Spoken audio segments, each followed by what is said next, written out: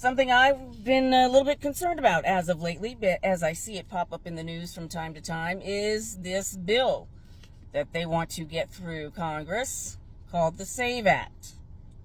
The SAVE Act, or better known as H.R. 22, would require every American to provide documentary proof of citizenship while registering to vote.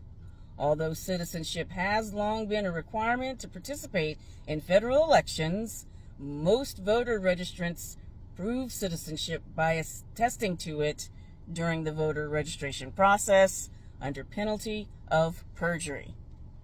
The SAVE Act's additional documentation requirement has the potential to dramatically reshape the American electorate, which is, I think, the plan. I think the plan is to reshape the American electorate and make it more difficult to vote. I personally believe it's more of a voter suppression situation that they want to make legal.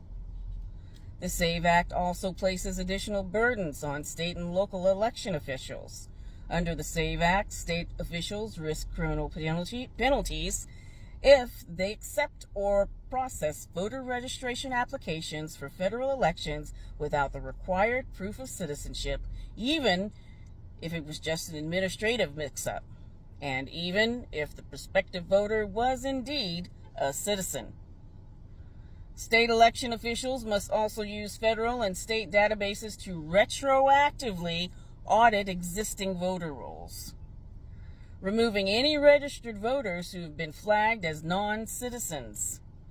And lastly, the bill would permit private citizens to sue election officials who they believe aren't sufficiently complying with the law, encouraging a kind of distrust and vigilantism that has bogged down election officials for the past several years. What are the problems with the policy? As if these problems right here aren't enough. The main problem with the SAVE Act is that the type of documents used to provide citizenship aren't documents that many people carry around on a daily basis. I know I don't. I have to admit, I have no idea where my birth certificate is. Like, seriously, I'd have to look for that. I might even have to order one. That's a good, see, exactly. I couldn't tell. Do you guys know where yours are? I mean, you probably do, and that's great. It's just that, yeah, most people don't know, and they don't carry these around on a regular basis. Not everyone has them, and even those that do may not have easy access to them.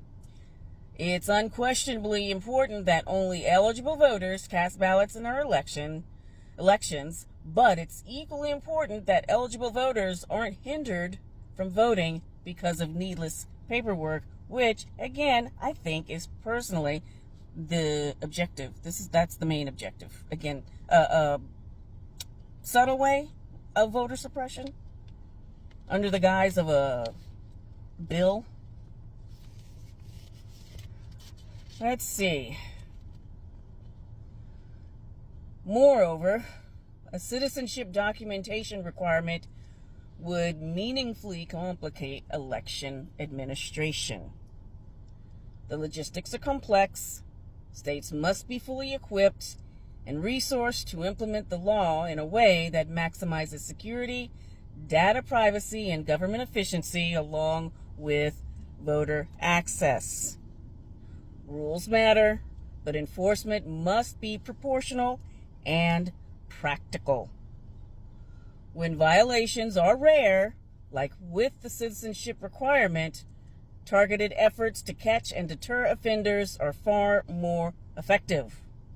Burdening every registrant with unnecessary red tape deters eligible voters while doing little to address an issue that is vanishingly rare. It is rare. It doesn't happen nearly as much as the right makes it out to be. Again, all of that nonsense at the end of the day is to keep people from voting.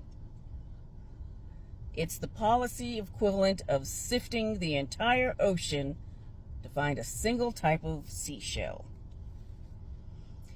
Now, who would lack access to citizenship documents? The SAVE Act could dramatically alter the electorate. The issue is twofold. First, many otherwise eligible voters lack easy access to documents proving citizenship. And then you've got those who do have documents could be deterred by the introduction of an additional bureaucratic task of gathering and presenting them in person, which is true. I mean, like, all you have to do is go to the voting booth, present your ID. In many states, you've had to present your ID for the longest, and you vote, and then you go about your business. I mean, like, there's no preparation for that. Just make sure you have your ID on hand.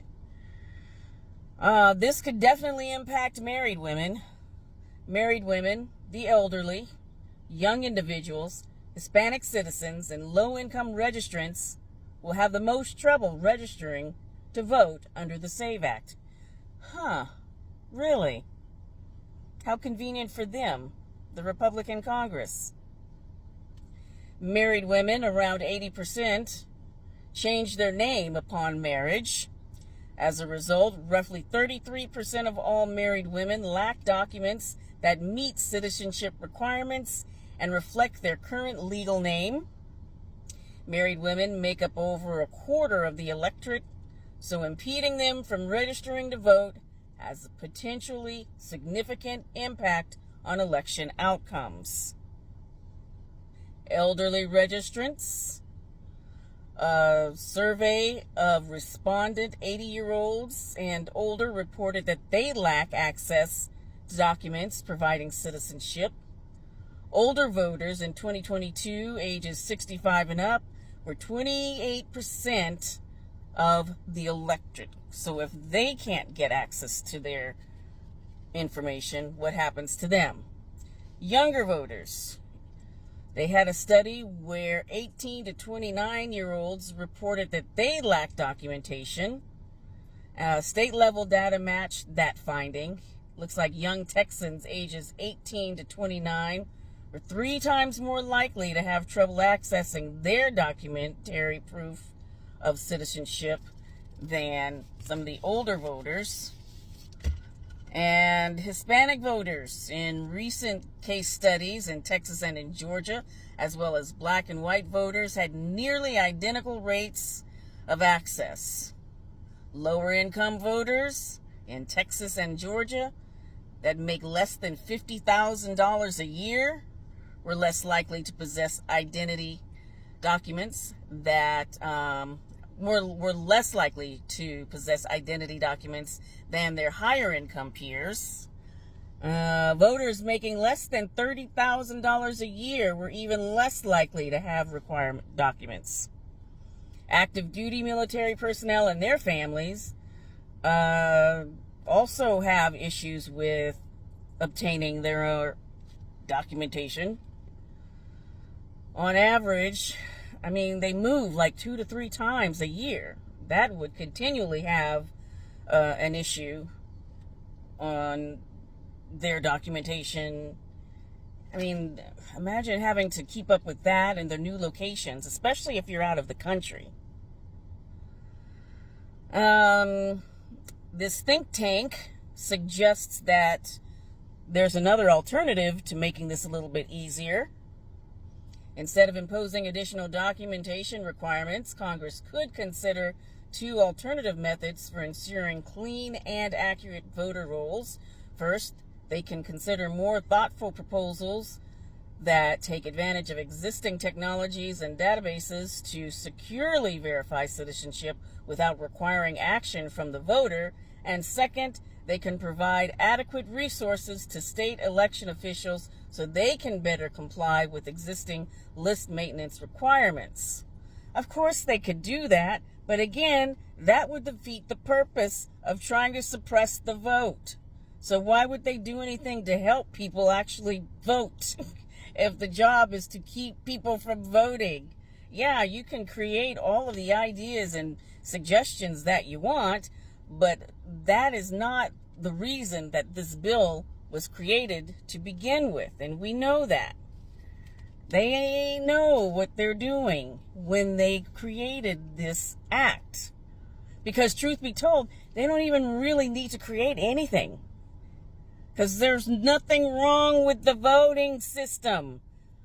There's a few fraudulent votes that get through the cracks. I mean, and again, as this information states, it's just so rare. So we're basically creating a problem, and then you want to come back and try to create a solution for that problem. So again, yeah, providing any sort of ideas for a more efficient voting system defeats their original purpose. All I'm saying is just know what's coming and be ready and be prepared.